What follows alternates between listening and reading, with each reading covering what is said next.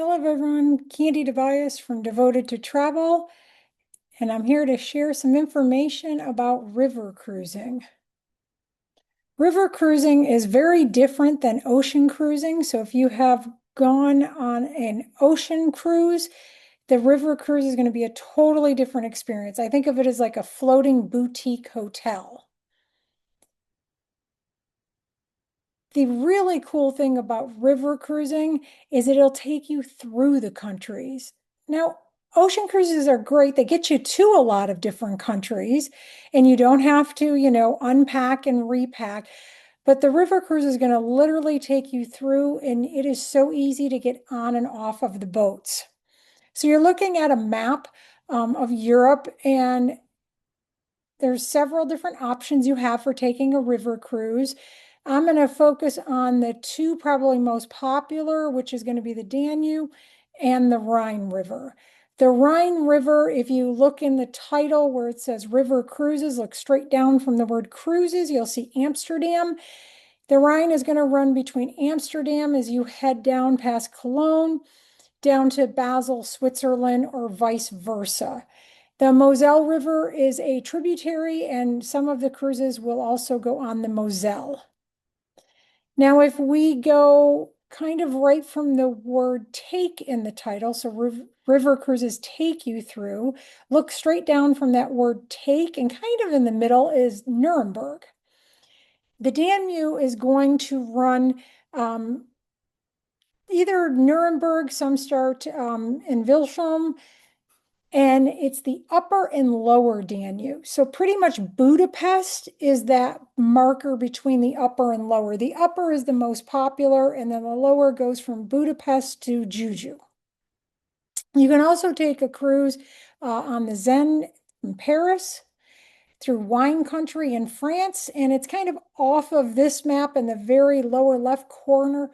You can go in the Douro Valley region in Portugal. So several options. Now, if you're totally new to river cruising and worried about something like getting seasick, no worries whatsoever. It is a flat bottom boat, so very smooth sailing. You're not going to have to worry about getting seasick. The cabins do tend to be a little bit smaller. It's a smaller ship, but honestly, not that much smaller. And most of them are suites. They have beautiful panoramic views. As you're looking at this visual on the side, you kind of see all the glass, like sliding glass doors. You're going to have plenty of views out of your cabin. The other really nice thing is you're going to be docked most days. And honestly, you just step right off the boat. That's why I kind of call it a floating boutique hotel. Excursions are typically included. Some of the lines do have additional excursions that may be available at an additional cost. River cruising actually goes most of the year. Some of the really popular ones in the spring, there will be the Tulip Festivals. And so in Belgium, those are very, very popular river cruises. And that's kind of like the start of river cruising season for the year, the calendar year. And it goes all the way through to those Christmas markets, those famous Christmas markets that people absolutely love to be able to go on river cruises for. Now, both of these two, are short seasons. Tulips are not in bloom that long, so it is a short season. And the same with the Christmas markets start in later November through December. So those sell out really fast. If you're interested in something like that, you will want to book in advance. All right, I had mentioned Danube and Danube and the Rhine are the most popular. So let's talk a little bit more about each of those options.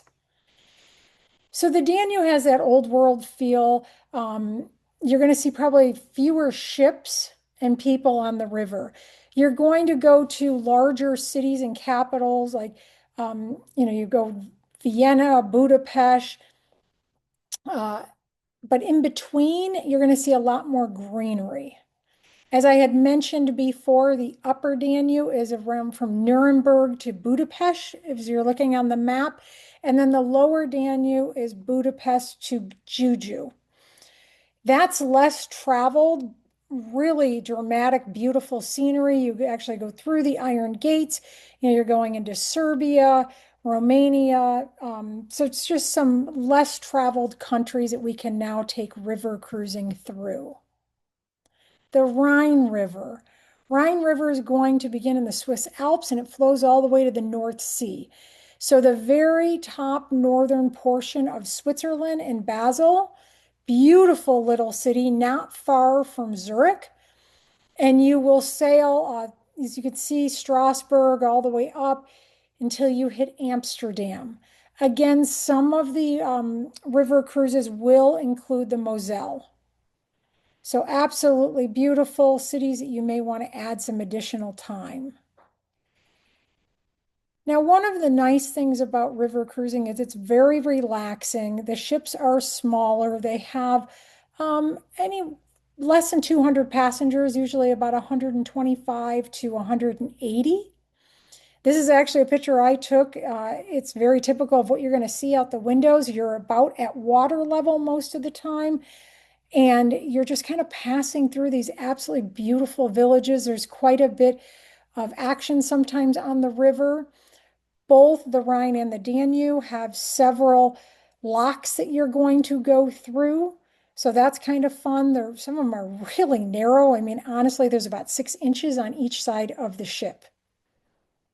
As I mentioned, they are a lot smaller. They are fairly intimate. Don't let that kind of scare you. If you're the type that really doesn't want to know every passenger on board and kind of like to keep to yourself, you can do that pretty easily on board the river cruise. So this was our ship that we were on. It was docked in Amsterdam. You can see the level kind of like in the white and then the blue. Those are the cabins. You can see some of the balconies. And then up above is the public space. There's also cabins below that are fixed windows. When you're docked, it's kind of right against that dock.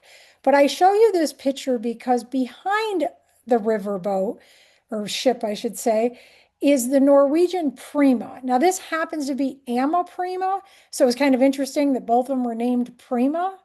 But it gives you an idea of the size. Now, Norwegian, the ocean vessel Prima is pretty large. It's a larger cruise ship, not the mega ones, but it's a larger one. So you can kind of see the difference. This next picture is really going to put it in perspective. This was from the water, and you can see how small the river Amma Prima ship was compared to the ocean liner. Now let's talk a little bit about options for river cruises. How many different river cruise lines do you think there are? Most people can name one, maybe two. Let's talk about some of the different options. I'm going to just kind of let you look at this on the screen. Main ones, Amma Waterways, they talk about Heart of the River. Everyone kind of has a little specialty. So their cabins have dual balconies, meaning there's an outside that you saw in that picture, but also an inside. So if the weather is not as great, you kind of have like that inside balcony. Tauk, which is really well known for land tours and small group tours, does a fantastic job with river cruises. There's a great staff to guest ratio. They are distinctively inclusive. Some of the other options are scenic. So that one's going to be even more luxury, all suites. They have multiple dining venues. Avalon will come out looking a little bit less expensive, but they have multiple options and a lot of them are add-ons. So once you start adding everything on, it may really not be any less expensive than some of the other options. Uniworld is a very authentic boutique luxury. It's a little more fancy. Think of kind of like a palace and really ornate. Then you have Emerald, that is part of the Scenic group. It's a little bit more affordable and has a yacht feel. And then the most well-known that you probably is the one that came to mind for you is Viking. They have the largest fleet. They do have a higher number of passengers and they're extremely well advertised. If If you want to know more about these options, just reach out. I'd be happy to talk to you more about these options. And then there is a brand new option coming out for 2027. In fact, yesterday they released reserved reservations on Celebrity. Celebrity is going to have two ships sailing the rivers on the Rhine and Danube in 2027. Uh, Today is September 4th, 2025, when I am recording this, and they will be releasing more advanced reservations later this month. The ship looks beautiful. I'd be happy to send you an electronic brochure on what is to come. So a lot of kind of buzz and excitement for people that are used to Celebrity on the ocean sailing. Now, I will say the other companies really have it down pat. So I would probably say if you are really love Celebrity, if you want to take a little bit of a risk or just know there's probably going to be a few maybe bumps and hiccups right out of the gate, but I'm sure they're going to do a fabulous job in no time. So if you want to know more about any of these, just reach out. You can message me in Facebook. You can send an email. It is Candid. It's my first name, last initial at devoted2travel.com. And I'd love to hear from you. River cruising is really special. It probably rates in one of our top 3 types of vacations. It's very relaxing, a great way for you to really immerse yourself in several different countries. Talk again soon.